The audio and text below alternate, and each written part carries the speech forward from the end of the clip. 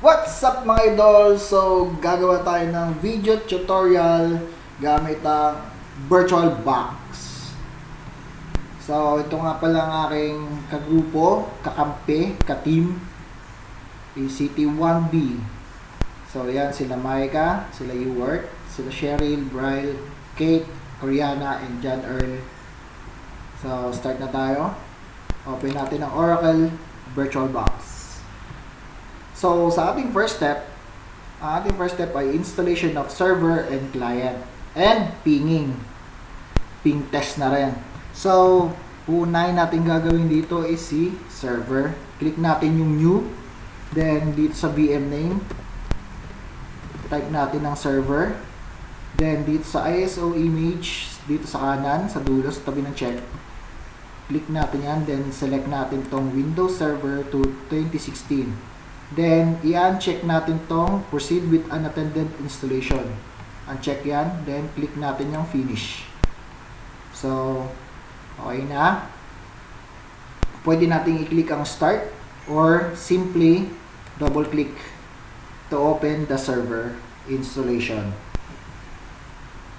So, yun. Maghihintay lang tayo. Medyo mabagal ang aking lapi-tapi. Just wait.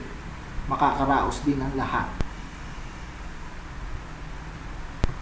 Loading files.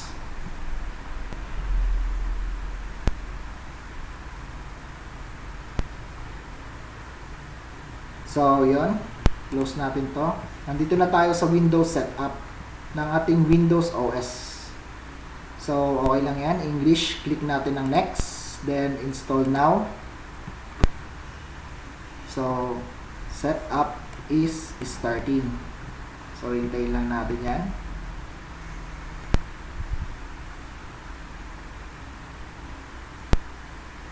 Pag lumabas na tong operating system, kiklik natin tong pangalawa. Windows Server 2016 Started Evaluation, Desktop Experience. Tapos, kiklik natin ang next.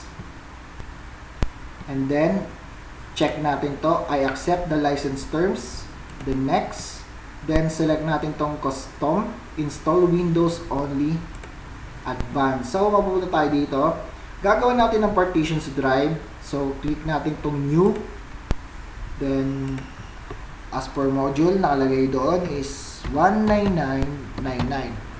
So, apply natin, then okay. So, yan, nagkaroon na siya ng partition. So, i-click natin ng next. So, yan, maghihintay tayo ng installation. I-install niya ang kanyang resources, features, updates, settings. Yan yung mga i-install niya. So, hintayin natin yan.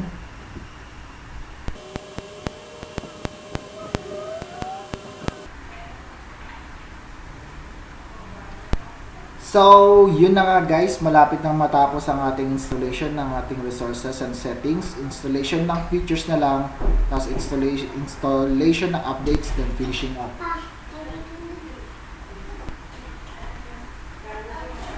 So, yun na. Tapos na ang installation natin. So, hintay lang natin, finishing up. So, inuuna natin si server na installan kasi medyo mabagal yung laptop ko, matatagalan tayo. Kaya, unahin natin si server, then the next natin si client.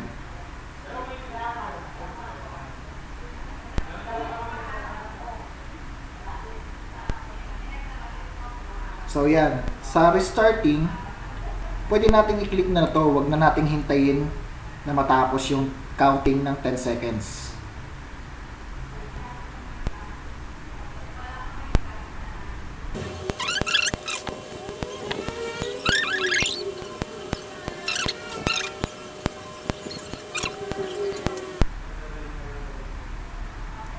So, yun. Mapupunta tayo dito sa customize settings. Gagawa tayo ng password. So, nakita nyo sa username is nakalagay na si administrator. This is automatically na nakalagay para kay server. So, ang alam ko is automatic na rin to para kay client. So, gagawa na tayo ng password. Okay, re-enter. So, pwede natin i-enter or click natin ng finish. Then, pupunta naman tayo dito sa press Ctrl Alt Delete to unlock. So, dito, punta tayo sa input, sa keyboard. Then, wag na natin i-click itong soft keyboard para hindi lumabas yung keyboard. Click na natin itong nasa baba para diretso na siya dito sa may login. So, yan na natin si password. Then, enter. Enter tayo. So, hintayin natin ulit. Server manager. So, pag may lumabas na to, so, i-click nyo lang is yes. Which is sa akin, yes. Or no, bahala kayo. Pero yes na lang, mas maganda.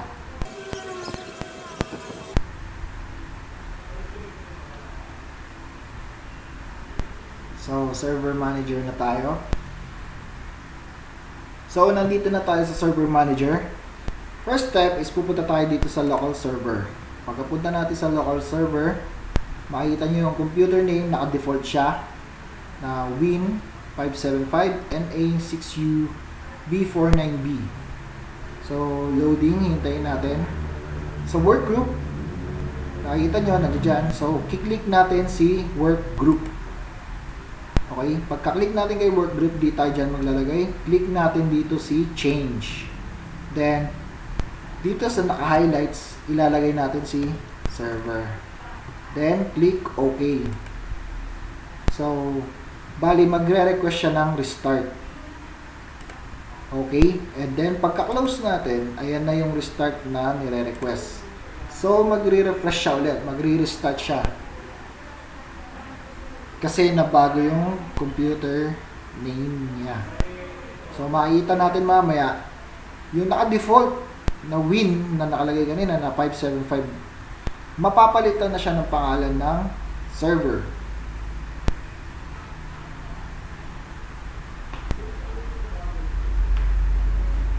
So, restarting tayo.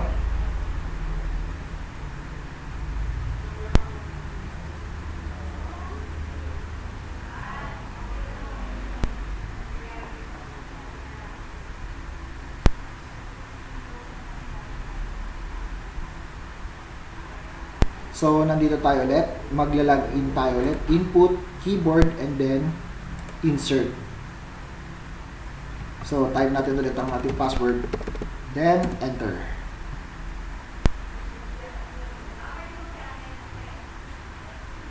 Babalik tayo sa server manager. So, automatic naman na nagla-login or nag-appear sa server manager natin. So, hintayin lang natin.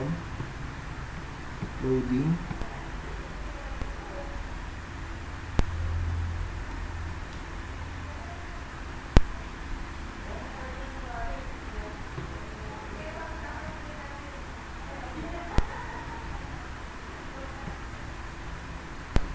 So, ayan.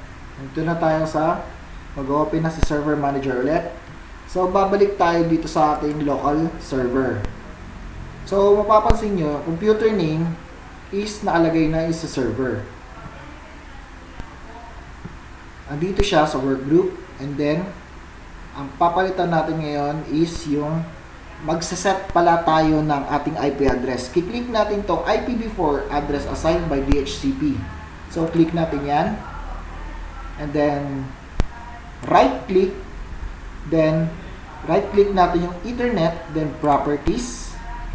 Then, select natin itong Internet Protocol version 4 or IPv4. Then, pwede natin yung double-click or Properties. So, yan. Ito na tayo. So, naka-dynamic siya. Papalitan natin siya ng static. So, kiklik natin itong use the following IP address. Gagawa tayo ng sariling IP address natin. According to our module, ang nakalagay doon is 192.168.1.2 ang IP address ng ating server. So, pwede natin i-tab or i-click natin dito. Will automatically ang ating subnet mask is 255.255.255.0.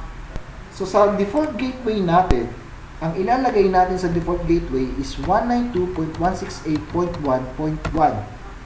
Yan ang ating default gateway. Lagi nyo tatandaan yan. So, dito tayo sa baba, sa use the following DNS server addresses. Sa preferred DNS server natin, ang ilalagay natin dito is kung ano yung IP address ng server natin, which is 192.168.1.2. So, hayaan muna natin yung alternate DNS server na yan. Then, click natin ng OK. And then, click natin yung close. So, after nyan, nag-identify siya, makikita dyan na unidentified. Yan, unidentified network. So, close natin ito. Then, sa inyong keyboard, ipipress nyo yung Windows plus R. Tapos, ito type nyo, lalabas si run. So, ito type nyo, services.msc. Then, OK or enter. So, lalabas dito si services, ang window ng ating services. So, ang hinahanap natin is si function discovery provided host. Yan, si function discovery provided host. So, papalitan natin siya, naka-manual. Naka-manual siya, papalitan natin siya ng automatic. So, para mapalitan ng automatic yan, i-right click natin, then select natin to properties. Or simply, double click the selected file or automatic, lalagay natin, then apply, then OK. Then ang susunod nating hanapin is si plug and play sa keyboard nyo. So, letter P ang una niyang letter, i-press nyo na lang sa keyboard nyo ang letter P para madaling mahanap kung ano yung hinahanap natin. So, yan si plug and play, double click, manual to automatic, apply natin, and then OK. Then next natin is si SSD P discovery. So manual, automatic, apply, and then OK. And lastly, si UPnP device host. So papalitan natin yan ng automatic, then i-apply natin, then OK. So okay na tayo sa ating services. Ka-close na natin to. Pupunta tayo dito ngayon sa baba sa ating network connection. Yan, yung makikita yung network connection dyan. I-right click nyo, then open network and sharing center. So, lalabas si dialog box ng network and sharing center. So, pag lumabas na yan, kiklik natin si change advanced sharing center. Ito turn on natin lahat. Start tayo kay private. Turn on natin lahat ng naka-turn off. Then, guest and public. Turn on, then allow networks. Tapos turn on natin. Tapos save changes. So, okay na, i-close natin to. And then minimize lang natin yan. Minimize lang natin si server manager. So, sa inyong search window, punta kayo dito, click nyo or Windows sa inyong keyboard, Windows plus S. Or click nyo na lang yan. Then, isa-search, ita-type natin dito is CCMD or command prompt. So, lalabas na si command prompt natin dito. Ang ita-type natin is, i-type nyo is ipconfig, then enter. So, yung sa tinype natin kanina sa IPv4 natin, ang ating IP address ng ating server is 192.168.1.2. So, ngayon, i-minimize natin si server. I-install naman natin ngayon si client. So, katulad ng ginawa natin kay server, ganun din ang gagawin natin kay client. So, click natin yung new sa VM name, virtual machine, name is ilalagay natin sa client, then ISO image, yun pa rin, Windows Server 2016, proceed with unattended installation, uncheck yan, then finish tayo, and then double click, okay na, double click natin si client, and then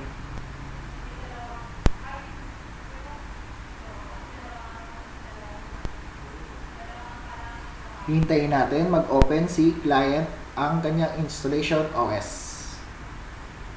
So, katulad nga ng ginawa natin kay server, ganun din ang gagawin natin kay client. Close natin to. Then, okay na yan. Click natin yung next. Then, install now. Setup is starting. And then,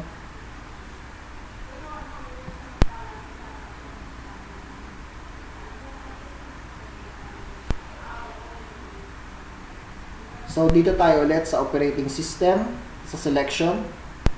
Select natin ulit yung pangalawa. Then, next. Then, check natin ulit. Accept. Then, next. Then, select natin ulit yung custom, install Windows only. Gagawa tayo ulit ng partition. Dito tayo ulit sa new. So, ilalagay natin ulit is 19999. 999999. And then, click natin yung apply. And then, okay.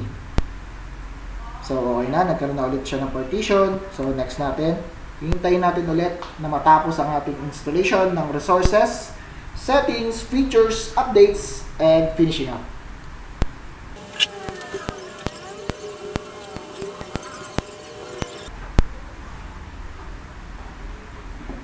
So, patapos na ang ating installation ng ating resources, settings, installation na lang ng features, updates, and finishing up.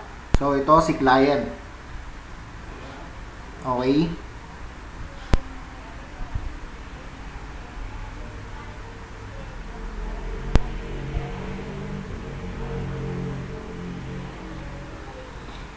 Installation of updates. Then finishing up.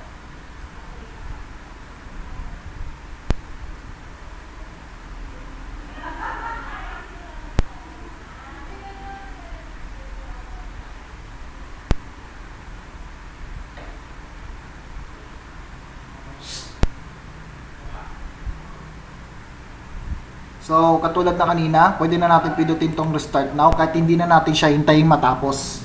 Okay lang yun.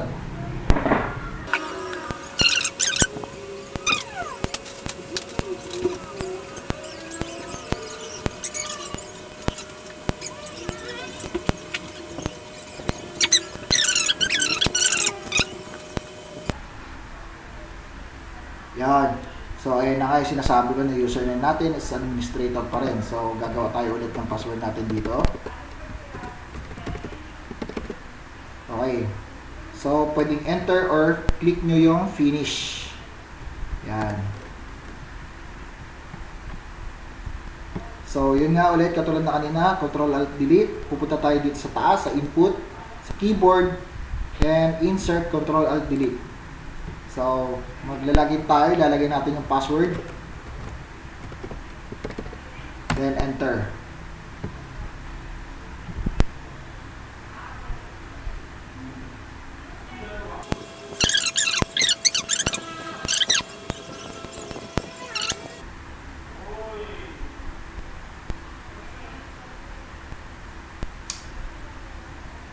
So, nandito na tayo sa ating server manager. Katulad na kanina, punta tayo ulit sa local. Then, nakikita nyo ngayon sa computer name natin na naka-default din ang computer name na WinARF Tech TNR8. So, naka-default siya. Sa workgroup, katulad kanina, pupunta tayo dito sa ngayon sa workgroup. Then, dito sa change. Then, papalitan natin yan. Naka-highlight ng client. And then, click natin is OK. Then, after natin i-click ang OK, magre-request na naman siya ng restart. Magre-reboot. So, close natin, then restart now. So, ihintayin natin siya ulit upon restarting.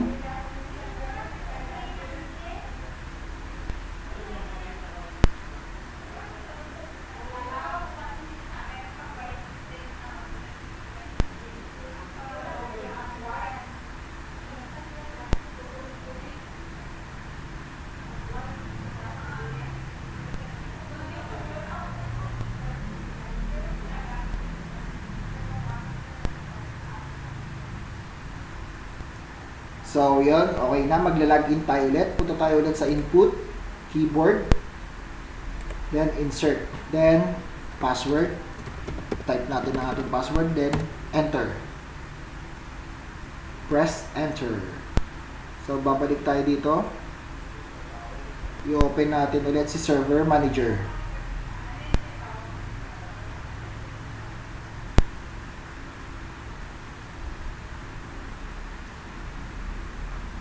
Pagkabalik natin dito kay Server Manager, wait, naglo-load.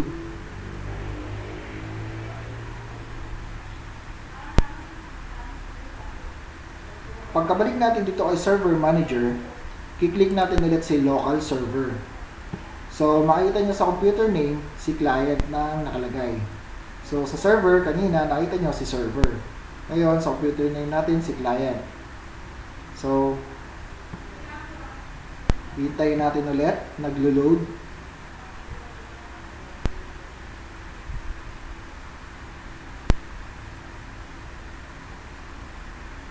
Loading.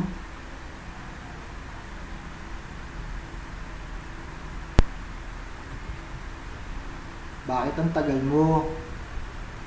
So, yun. Kailangan natin lumabas si IPv4.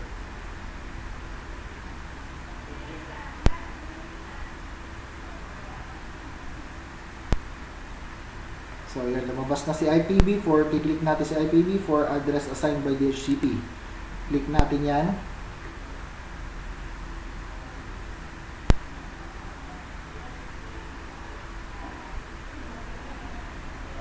Problem solution. Use program. View. So, Server Manager tayo ulit. Nagkaroon tayo ng error. Ewan ko. Server Manager. Click natin. Then, so nandito tayo sa Server Manager. Balik tayo sa local server. Ayan. Click natin si IPv4. Ayan. Assigned by DHCP. So, dito kay Ethernet, i-right click natin siya, then Properties.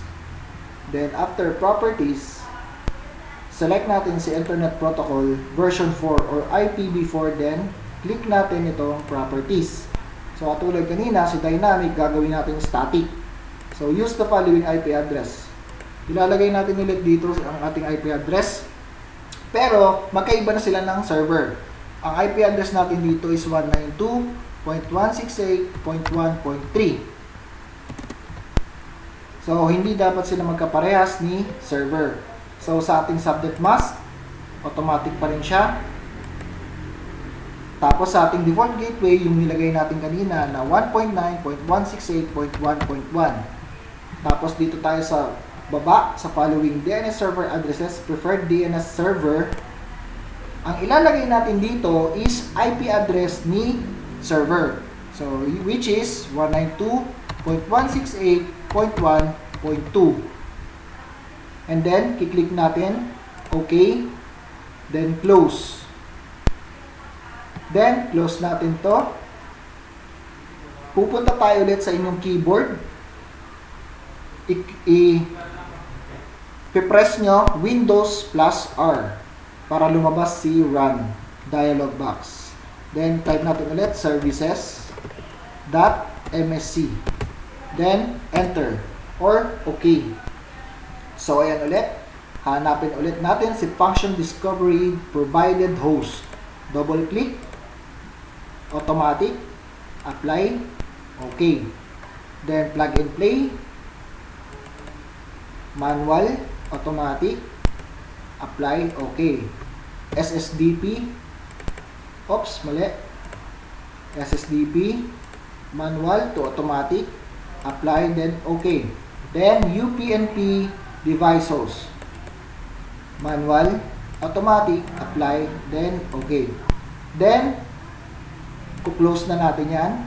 Ito, minimize lang natin to. Minimize lang natin yan.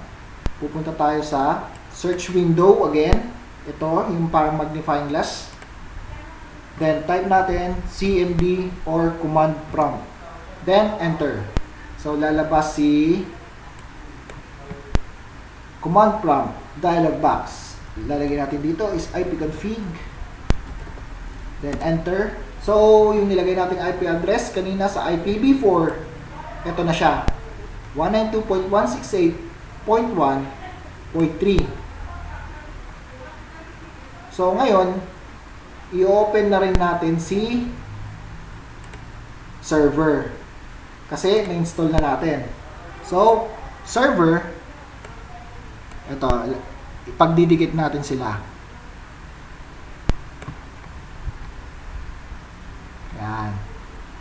Teka, kabila ka. Yan, ito si server, si client, sa kaliwa ko. Then, nasa kanan natin si server. Yan, ganyan na lang. So, ito nasa kaliwa ko, si client. Ito nasa kanan ko is si server. Ngayon, ang ilalagay natin na IP address is 192.168. Ipiping natin siya. Ping test na tayo. This is ping test. Then, we will type ping, then IP address ng server, naka-highlight, 192.168.1.2. Then, hit natin yung enter. So, sa kabila naman tayo, ipiping naman natin si client. Ping 192.168.1.3. Yan na IP address ni client. Yan.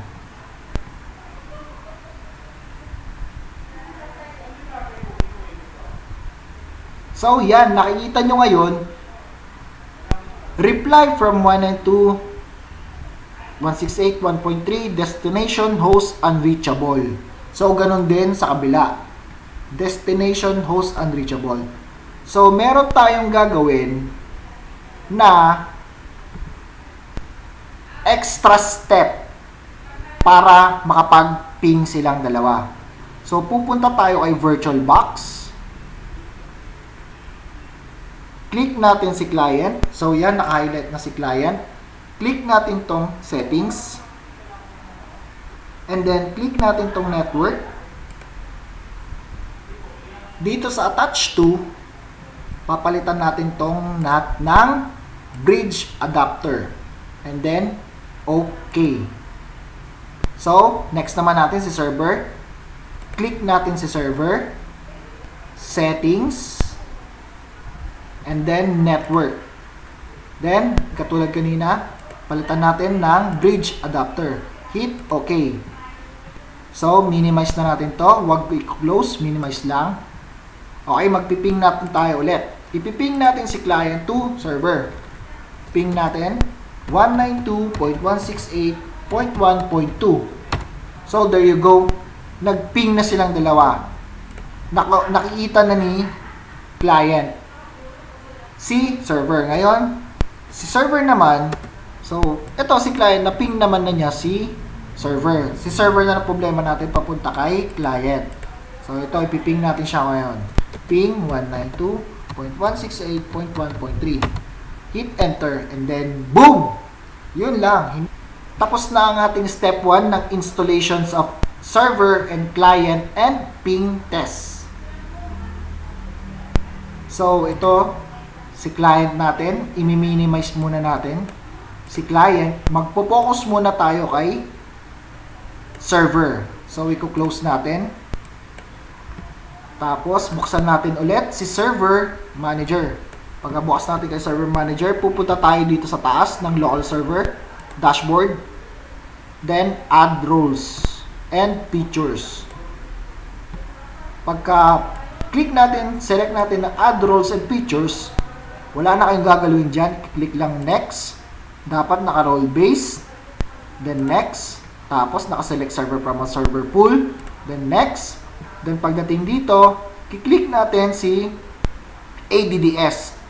Ito na pala yung ating installation of ADDS to server or Active Directory Domain Services. So, add features natin. Then next. Then next. Then next, oops, wag nyo munang i-install.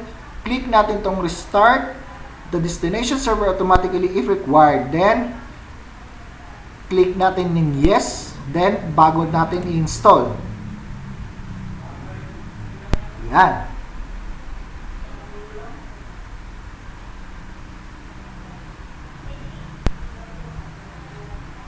So, hihintayin natin ma-install si ADDS.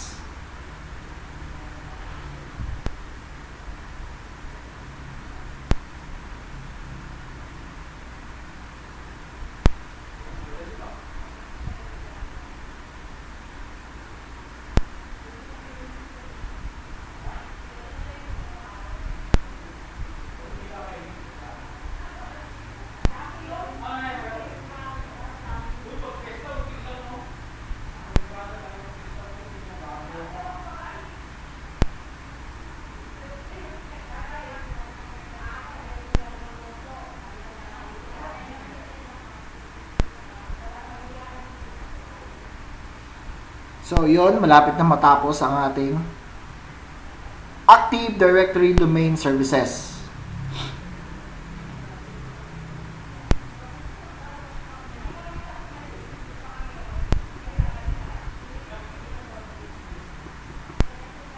So, after installation succeeded, click natin tong Promote this server to a domain controller. Pagka-click natin yan, taas natin, saglit. Lalabas si Deployment Configuration. Deployment Configuration, i-click, isa-select natin dito si Add a New Forest. Then, ito-type natin dito, sa root domain name natin ay pcb.com. So, pwede natin i-enter or next. And then, pagdating dito, gagawa tayo ng password. So, key-create kayo ulit ng password. So, click next. Wala na kayong gagalawin dyan. Click next. Then, hihintayin natin. After nyan,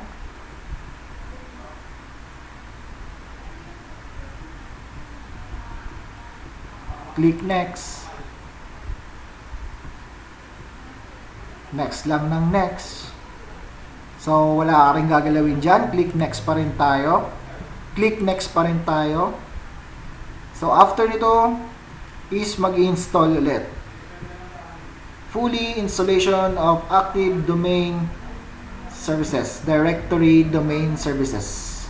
So, install.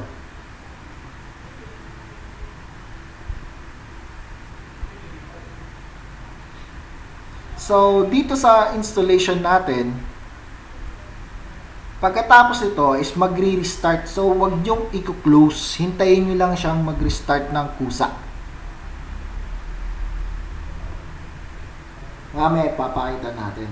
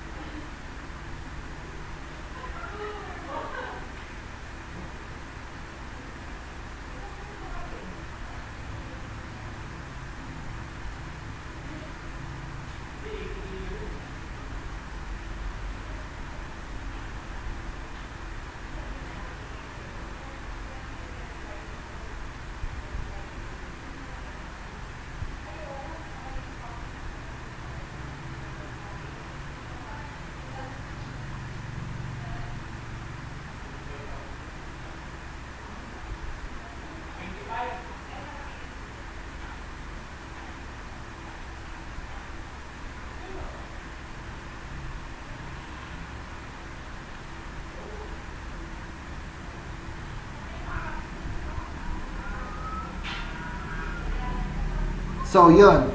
You're about to be signed out. So, wag nyo siyang gagalawin. Wag nyo siyang pipindutin ng close. Hayaan nyo lang siyang mag-restart ng kusa. Yan. Diba? Wala akong kiniklik. Nag-restart siya ng kusa. So, hihintayin natin. Ito, medyo matagal ito. Sana mabilis lang.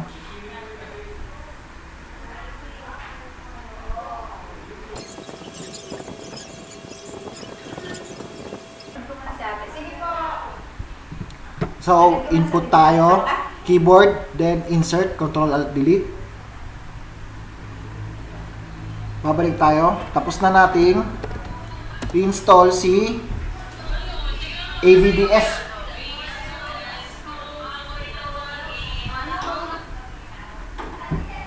Tapos na natin i-install si Active Directory Domain Services. So, babalik tayo dito sa ating Server Manager, Dashboard. Dito na tayo ngayon sa ating Step 3. Installation of DHCP to Server.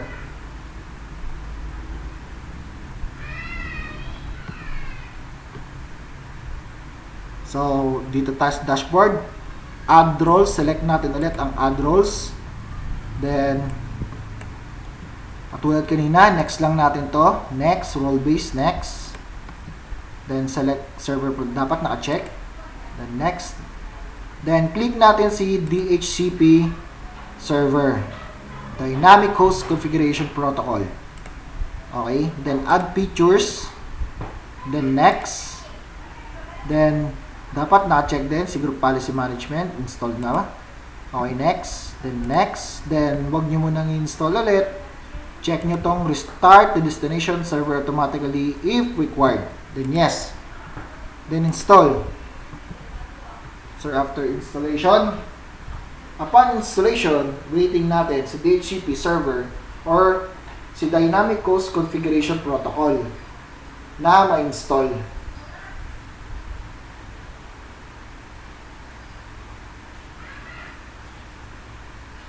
So, yun. Doon lang tayo natagalan kanina.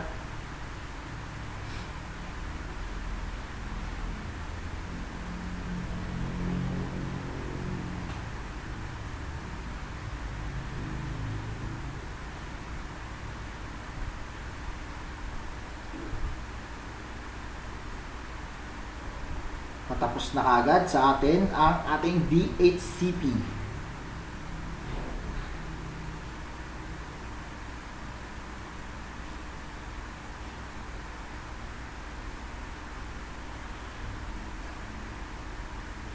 Okay.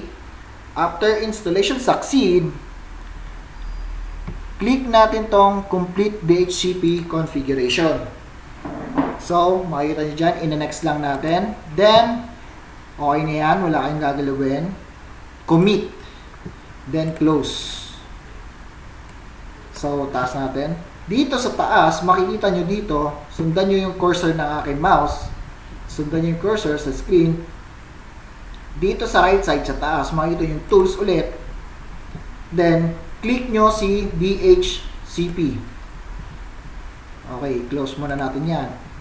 Si DHCP. So, andito tayo sa DHCP. Click natin ito sa gilid or si server.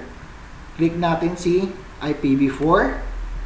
Then, right click natin si IPv4. Select natin yung new scope. Lalabas si wizard, installation wizard. So, next natin. So, dito sa scope name natin, ang ilalagay natin is ACT scope. Then, sa description natin, lalagay is first DHCP scope. Okay? So, next. Click natin ang next. Then, dito sa ating IP address, upon module natin is nakalagay is 192.168.1.50. Then, sa baba, 192.168.1.100.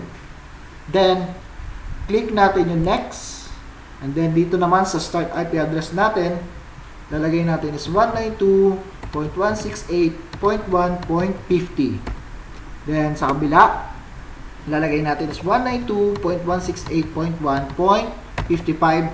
Then, click natin yung add. So, ayun na siya. Nasa excluded address range. Then, click natin tong next. Wala kayong gagalawin dyan. Then, next. Then, naka-check dapat yan. Yung, yes, I want to configure these options now. Then, next. Then, dito sa ating IP address, kung natatandaan yung default gateway natin, which is 192.168.1.1. And then, add. And then, click next. Wala tayong gagalawin dyan. Next pa rin. Wala rin type dyan. Next. Then, yes, I want to activate this scope now. And then, next. Then, finish. So,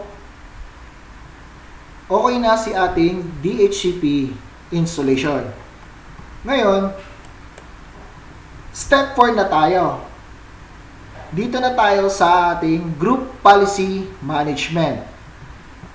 So, sa ating Group Policy Management, dito tayo ulit sa dashboard.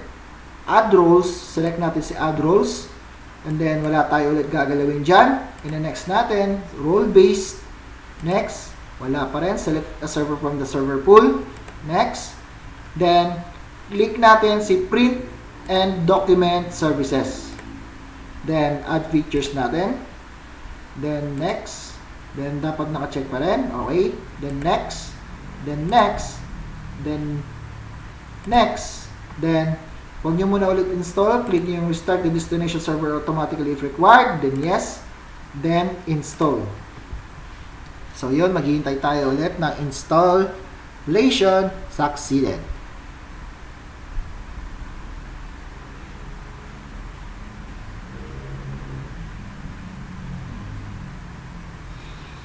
Installation succeeded.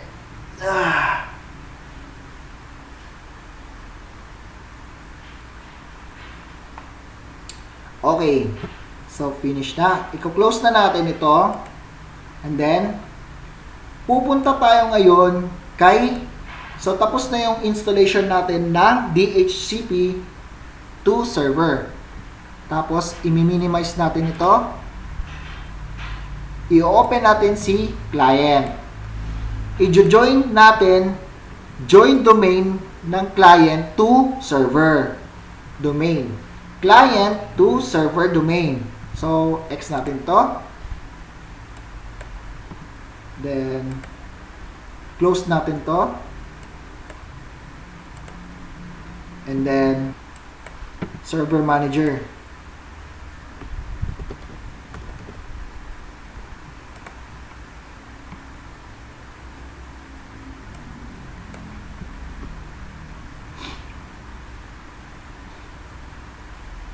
So, yun.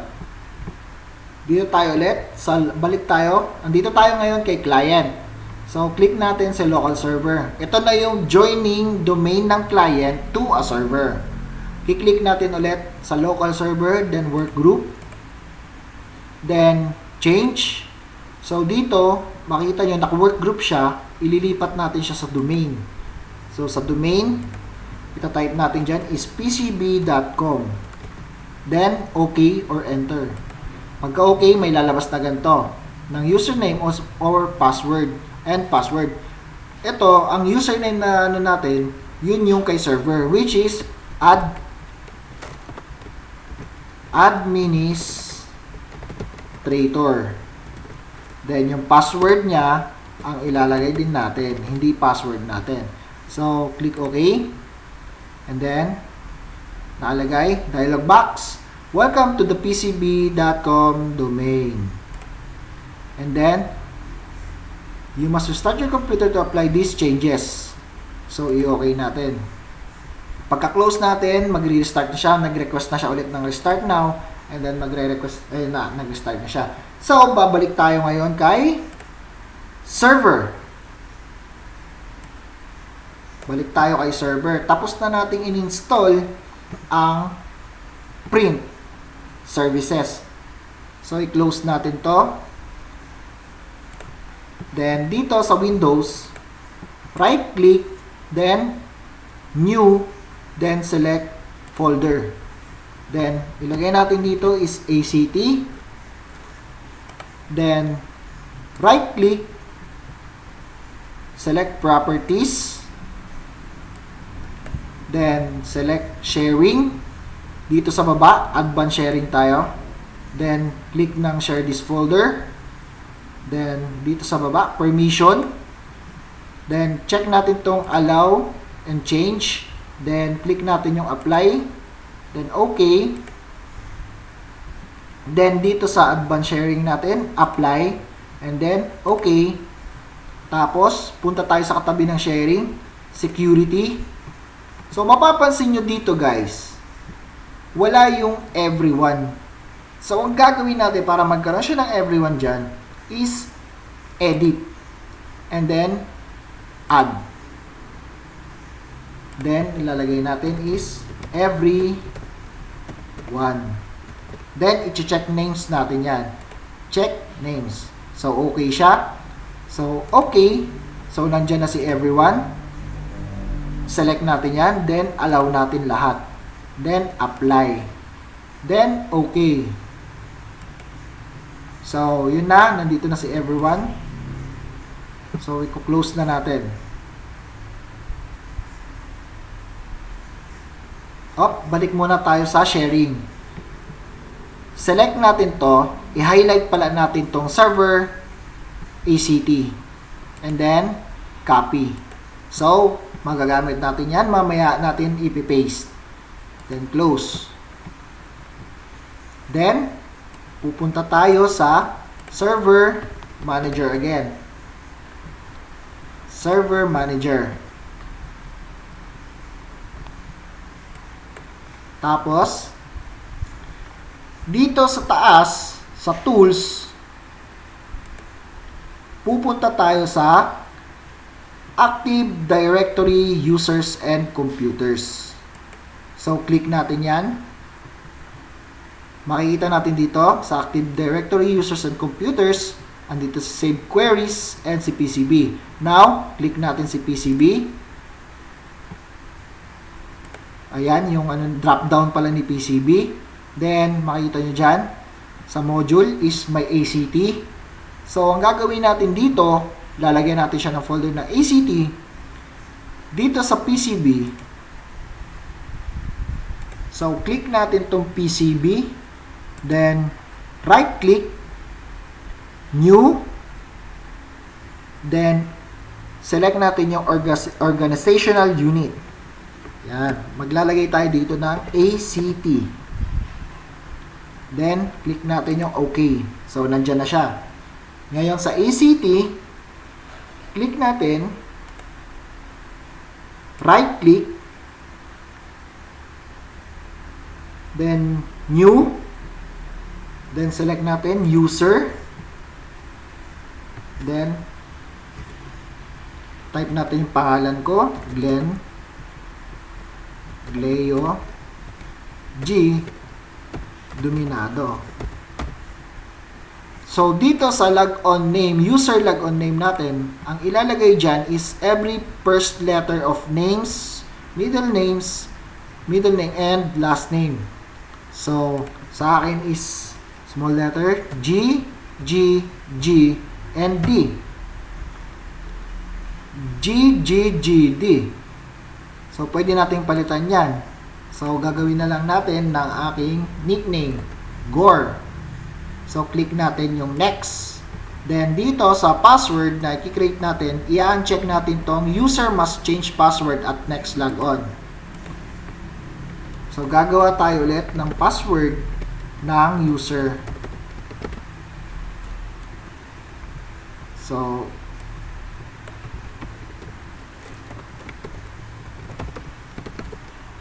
okay, next natin. Then, finish. So, yun na. Meron na tayo ditong new user. So, okay yun.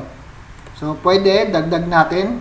So, sino bang gusto yun? Dagdag natin si Philip. Right-click natin dito. New. Tapos, user. Then, lagay natin si Philip. Hindi ko alam ang middle. Fronda.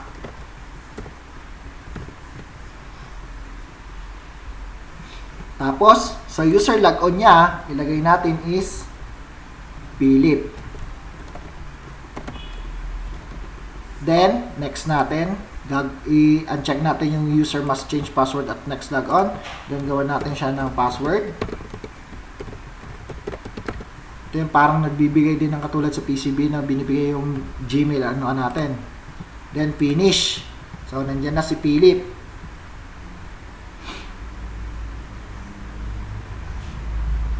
Tapos, pupunta tayo sa Tools, then Group Policy Management. So, wait natin.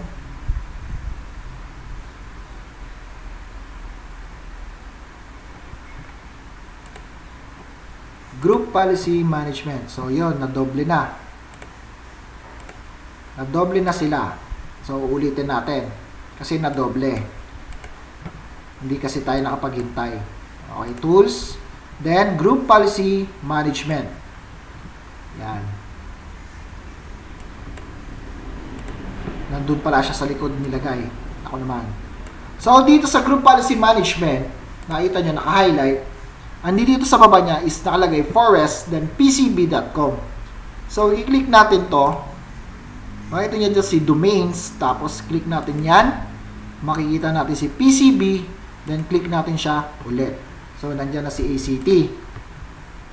Upon ACT, right-click natin si ACT, then create a GPO in this domain and link it here. So, click natin yan. Ang ilalagay natin dito, ito na pala yung ginagawa natin is folder redirection. Ito yung ginagawa nating folder. Yung mga folder, yung mga ano. Ang tawag pala dito is folder redirection. Na under ng Group Policy Management. So, click natin yung OK. Huwag lang pipindot siya sa baba. Okay.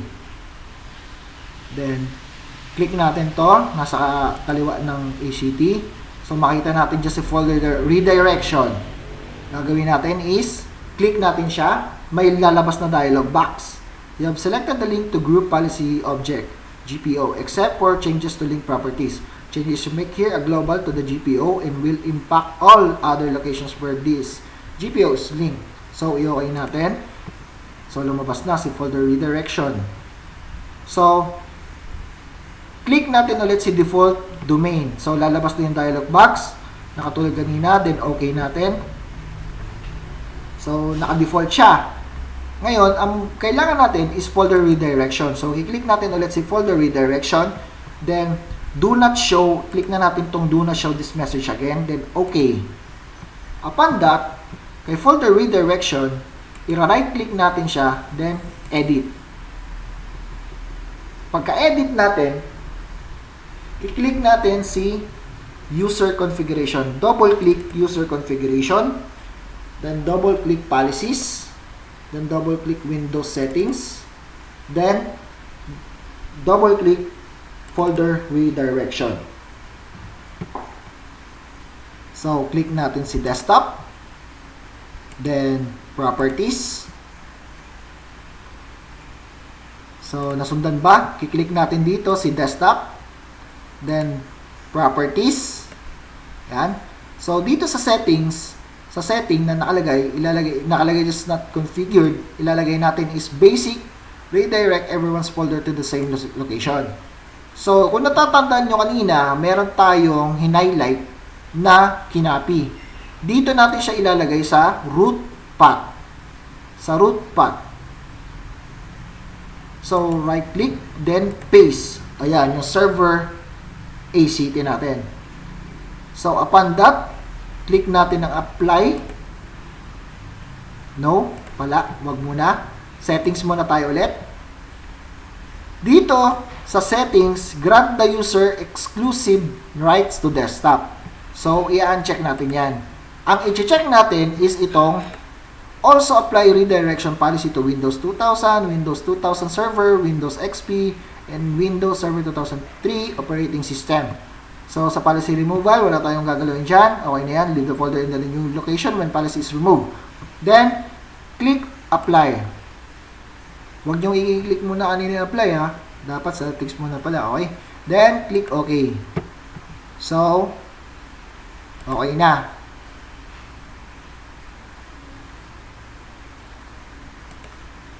So, i-close na natin silang lahat. Ngayon, ipagtatabi natin ulit si client at si server. So, dito, nakagawa na tayo ng account ko at account ni Philip.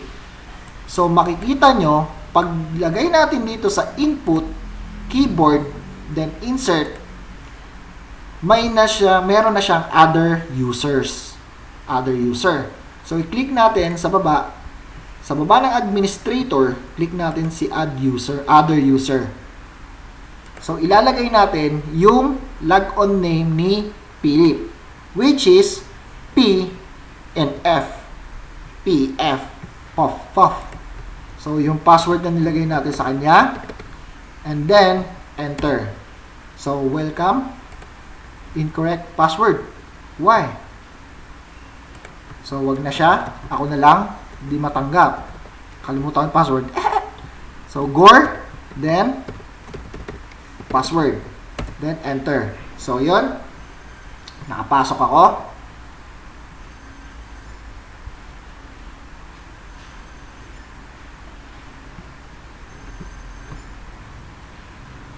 So, hintayin lang muna natin saglit. Dito si client para mag-open. So, yun. Nag-open na siya. Ito sa client, dito sa client natin is ito ay gamit ko.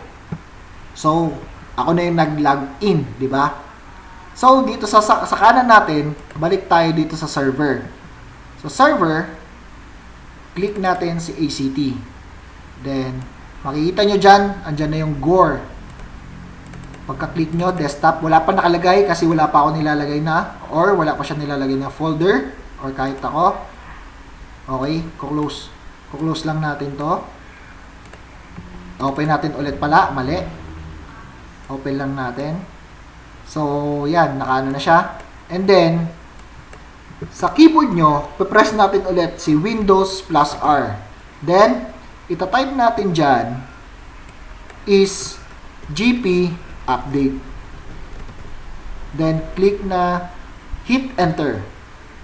So, mag-update siya. Updating policy na tayo. So, computer policy update has completed successfully. So, ganun din dito sa client. Sa client. So, sa keyboard, press Windows plus R. Lalabas si run dialog box. Then, type natin GP update space / force. Then, okay. So, updating policy. Hintayin natin na mag-complete. Okay, computer policy update has completed successfully. Tapos may lalabas dyan ng yes or no. So, lumabas na. So, ang pipindutin lang natin is yes. Then, enter. So, ganon. Babalik tayo ulit. Magla-login. In-update lang niya yung settings natin. Login. Then, password ko.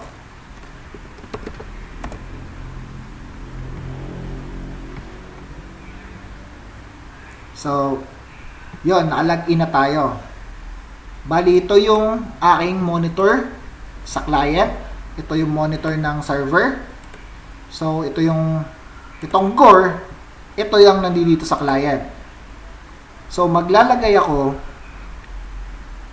dito sa client sa akin ng folder. Lalagay ako ng folder and papangalan natin to ng activities. Activities. So, okay. Punta naman tayo dito ngayon sa server. So, ito yung aking account. So, i-click natin si Gore. Itong desktop, ito yon sa client. I-click natin yung desktop sa server.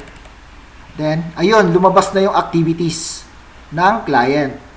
Ito na yung activities niya.